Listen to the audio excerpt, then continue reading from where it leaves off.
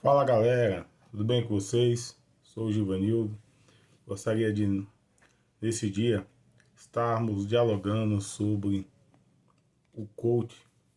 Inicialmente, vamos falar um pouco sobre a sua origem, vamos falar um pouco sobre a sua área de atuação e também vamos falar sobre a sua atuação na igreja, como devemos observar e o que devemos analisar. Três pontos estarei abordando aí no decorrer desta palestra, deste ensino. Então, atualmente, cada vez mais profissionais têm buscado aperfeiçoamento pessoal para melhorar o seu desempenho, suas carreiras e até a sua autoestima. E diante disso, nada melhor do que pedir ajuda a alguém especializado no assunto. Esse profissional, cujas habilidades e competências são capazes de auxiliar pessoas a desenvolver estratégias e aprimoramento das suas habilidades, chama-se atualmente de coach. Você já deve ter ouvido falar isso na TV, no rádio, nas redes sociais. Então essa é uma palavra muito conhecida nos dias de hoje. Esse termo ele foi utilizado lá na Inglaterra em 1950, nos ambientes acadêmicos.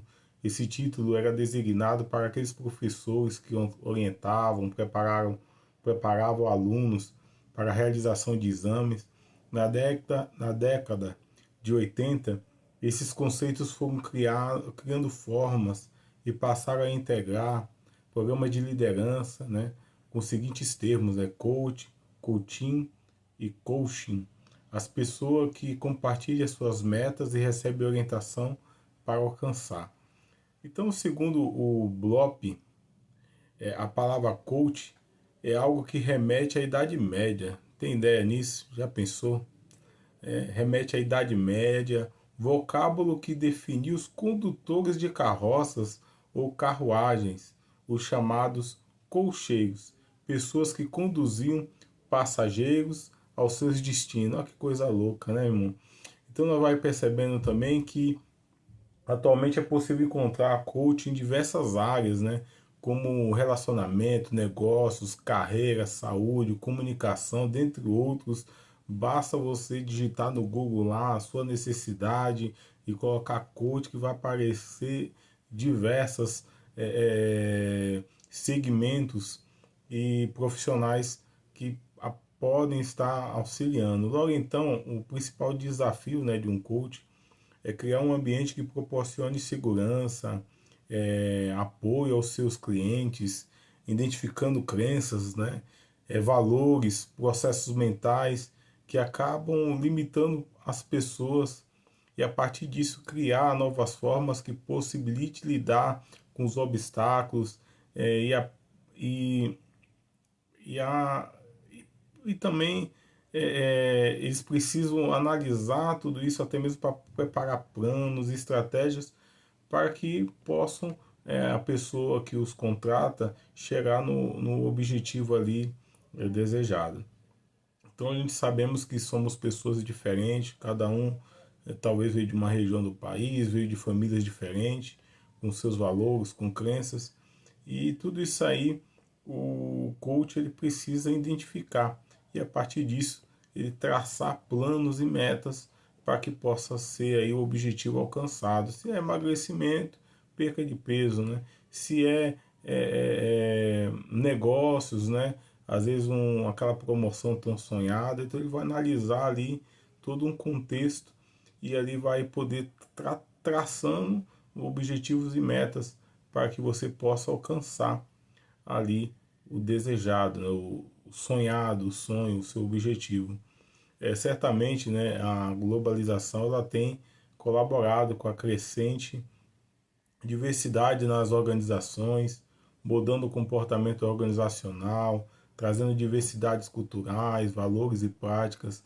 Além disso, alterou as formas de gestão e os processos internos nas organizações. Portanto, surgiu novos desafios e oportunidades, exigindo assim aprimoramento das pessoas. Então a globalização tem forçado as pessoas a estar aprimorando o seu aperfeiçoamento pessoal. Tem pessoas que busca outros idiomas, outros busca aperfeiçoamento profissional, fazendo cursos, e outros buscam também aí aperfeiçoamento junto a um profissional para que possa melhorar sua dicção, sua fala, sua visão de mundo. Agora tem um grande problema, onde vivenciamos um problema em que a lógica e a competitividade entre os trabalhadores, o que estabelece cada vez mais a necessidade de aprimoramento das habilidades, e que cada um vai assim estimulando, né, forçando para que a performance e a eficiência possa ser alcançado. Deste modo, tornou-se vantajoso dentro do mercado ser um profissional coach, né, atuando no desenvolvimento de pessoas. Então, segundo Dunker, o coach surge como uma das soluções para essa lógica, né? É uma vez que passa a ser entendido que o sucesso ou fracasso de uma pessoa não apenas é âmbito empresarial, mas como um todo, é responsabilidade do indivíduo, o que é um ponto sensível, pois caso algo saia como esperado, pode ser um tombo, né? Caso não saia como esperado, pode ali trazer ali um tombo, né? Pode trazer uma frustração para a pessoa, né? Pode acarretar problemas emocionais, né? E de acordo com Damasceno, a busca em ser feliz é legítima, contudo não se pode negar a dor. Então existe um ponto também que precisa ser analisado. Diante de tudo isso, a gente precisa sim buscar aí ser feliz, né? Buscar as formas e maneiras e estratégias para que a gente possa alcançar. Porém, a gente não pode, contudo, negar a dor, né? A tristeza e a falta. Não pode ser o melhor caminho para lidar com o mal estado da cultura, sendo possível conquistar novos tempos sem abrir mão daquilo que nos caracteriza como humano, em que mergulha em nossa cultura, ou seja, a gente somos pessoas e a dor também serve para nos formar, a dor também serve para nos refinar e para nos tornar pessoas melhores, né? A grande crítica que se tem ao coaching, né? A grande pergunta que talvez devemos fazer diante de tantas questões que envolvam a nossa vida é se de fato precisamos de um coach ou de um profissional da saúde. Às vezes a pessoa busca lá um emagrecimento, mas de repente uma nutricionista ela pode te auxiliar. Às vezes você está com problemas emocionais, um psicólogo talvez pode te auxiliar. Então essa é a questão, né? Onde até então a gente consegue balizar isso, a necessidade de um coach ou a necessidade de um profissional aí da ciência para nos ajudar a lidar com isso. Tem um Instagram chamado Coach do Fracasso, em entrevista para o Terra, ele faz uma grande crítica. Ele diz o seguinte, vou ler para vocês. A grande crítica do perfil, segundo Júlio, é de que os profissionais coach se aproveitam das fraquezas alheias para vender produtos. Eles prometem alta performance e sucesso, sempre focando naqueles que estão desesperados por alguma mudança, afirma.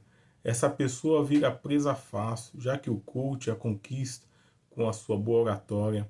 Uma das estratégias utilizadas para cativar o potencial cliente, diz o criador do perfil, é a utilização dos testemunhos, histórias de superação, de quem já passou pelo processo do coach.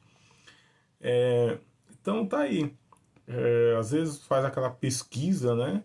E aí vê aqueles testemunhos maravilhosos, aquelas coisas assim que enchem os nossos olhos, alegram os nossos ouvidos, né? Mas às vezes a roupagem do outro é a mesma que a nossa. Então, diante disso, né, das tratativas aí que eu mencionei, podemos definir o coach como alguém que utiliza ferramentas para o apoio e desenvolvimento de pessoas com o intuito de aprimoramento de talentos ou na superação de limitações. Contudo, existem aqueles que se manifestam contrários às práticas desses profissionais e que talvez seja melhor a busca de um profissional da saúde. A igreja é uma organização que reúne pessoas e, como as demais entidades, também precisa de liderança e hierarquia para o seu desenvolvimento e alcance dos seus objetivos. Diante disso, né, surge a pergunta: será que a igreja também, como organização, ela precisa de um coach? Um dos pontos de convergências do coach com a fé cristã é o humanismo, que é a valorização do ser humano e das suas capacidades, o materialismo, que que é o despertar o desejo imenso em conquistar, conquista por produtos, bem, dentre outras coisas, né?